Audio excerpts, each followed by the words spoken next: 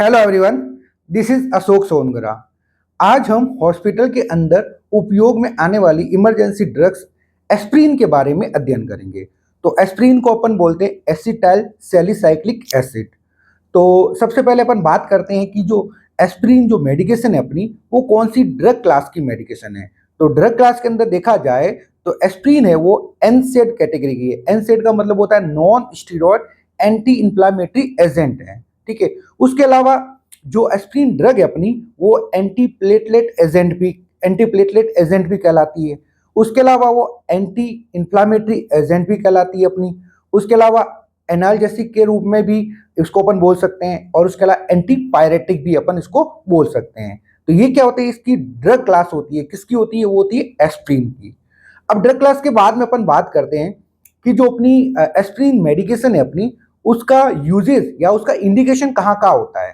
तो इंडिकेशन के अंदर सबसे पहले अगर देखा जाए तो अगर कोई एक्यूट कोरोनरी सिंड्रोम का जो मरीज है, यानी कि कोरोनरी डिजीज हो गई है, वो सिंड्रोम हो गया है उसको, तो उस कंडीशन के अंदर अपन एस्प्रिन का प्रयोग है वो कर सकते हैं। उसके अलावा दूसरा इसका पोस्ट एमआई, मतलब जो मायोकार्डियल इंफारेक्शन हुआ है, मायोकार्डियल इंफारेक्शन के बाद अपन इसका उपयोग है वो कर सकते हैं। या फिर पोस्ट एंजियोप्लास्टी, यानी कि एंजियोप्लास्टी हुई है तो उसके बाद में अपन इसका प्रयोग है वो कर सकते हैं। तो ये क्या होते हैं, इसके इंडिकेशन होते हैं। और थर्ड इंडिकेशन अपन बोल सकते हैं, जो स्ट्रोक हो रहा है, किसी मरीज को स्ट्रोक आ रहा है, तो स्ट्रोक को प्रिवेंशन करने के लिए अपन क्या कर सकते हैं, इसका एस्प्रिन का प्रयोग है वो कर सकते हैं। और चौथा इसका एंटी इंफ्लामेटरी एक्शन होता है, मतलब जो इंफ्लामेशन हुई है उसको रिलीव करने का काम करता है। उसके अलावा पांचवा उपयोग है इसका एंटीपायरेटिक के रूप में भी काम में कर सकते हैं फीवर के अंदर, और एनाल्जेसिक के रूप में, यानी उसको पेन को रिलीव करने के लिए अपन काम में वो ले सकते हैं। तो ये क्या होते हैं, इसके इंडिकेशन या फिर इसके यूजेज होते हैं। अब यूजेज या इंडिकेशन के बाद में बात करते हैं कि जो अपनी एस्प्रिन मेडिकेशन है अपनी, वो उसका मैकेनिज्म एक्शन कैसे होता है, मतलब उसकी पैथोफिजियोलॉजी क्या होती है। तो पैथोफिजियोलॉजी को तीन रूप से कैटेगराइज किया गया है। तो सबसे फर्स्ट वन अपन देखते हैं, तो पैथोफिजियोलॉजी ने क्या करता है। सबसे first one, irreversible inhibit Cokes 1 and Cokes 2 enzyme. जो बॉडी के अंदर जो कोक्स 1 और कोक्स 2 एंजाइम होते हैं, उसको क्या करता है, इरिवर्सिबल इनिबिट करने का काम करता है। और सेकेंड वन ये क्या करता है, सेकेंड वन ये करता है डिक्रीज प्रोस्टाग्लैंडिन सिंथेसिस। अब बॉडी के अंदर जो प्रोस्टाग्लैंडिन जो सिंथेसिस हो रहा है, उसको क्या है, डिक्रीज करने का काम करेगा। अगर प्रोस्टाग्लैंडिन का सिंथेसिस कम होगा तो बॉडी के अंदर जो पेन हो रहा है या इन्फ्लामेशन हो रही है या फीवर हो रहा है, वो क्या हो जाएगा, रेड्यूस हो जाएगा।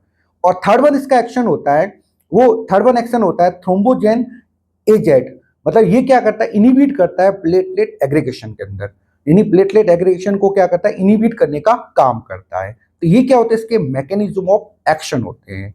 अब मैकेनिज्म एक्शन के बाद में अपन बात करते हैं कि जो एस्प्रिन मेडिकेशन है अपनी, उसको अपन किस प्रकार से डोज है वो मरीज को वो प्रोवाइड कर सकते हैं।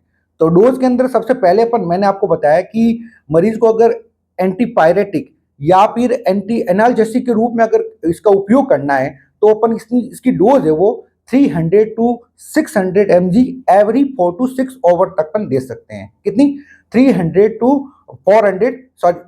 600 mg एवरी 4 to 6 ओवर अपन इसको दे सकते हैं।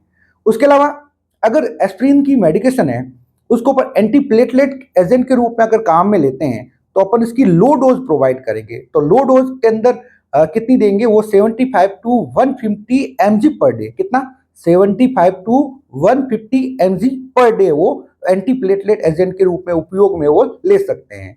और तीसरा तीसरा जो इसका उपयोग होता है, अगर पेशेंट को अगर एमआई आ रहा है, मायोकार्डियल इंफारेक्शन हो रहा है, मैंने आपको बताया पोस्ट एमआई के अंदर इसका उपयोग किया जाता है। तो एमआई के मैनेजमेंट के अंदर इसका उपयोग करते हैं, वो करते हैं, डोज होते हैं 160 टू 325 mg है वो मेडिकेशन है वो डोज प्रोवाइड कर सकते हैं। कितनी, 160 टू 325 mg है वो डोज है वो मरीज को है वो प्रोवाइड कर सकते हैं। तो ये क्या होते हैं, डोज होती है, किसकी होती है, एस्प्रिन की।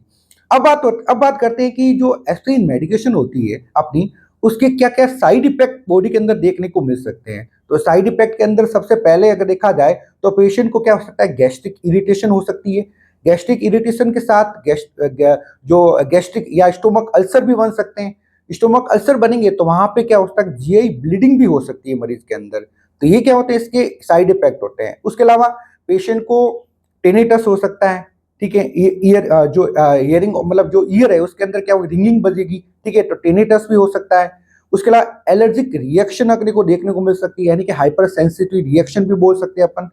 और लास्ट वन जो होता है, रे सिंड्रोम भी हो सकता है, कि छोटे छोटे छोटे बच्चे होते हैं, उनको अगर वायरल इलनेस है तो उनको एस्प्रिन प्रोवाइड करते हैं, तो रे सिंड्रोम होने की संभावना रह सकती है। तो ये क्या होते हैं, ये एस्प्रिन के क्या होते हैं, साइड इफेक्ट होते हैं। तो एस्प्रिन का टॉपिक यहीं पे कंप्लीट होता है। थैंक्स।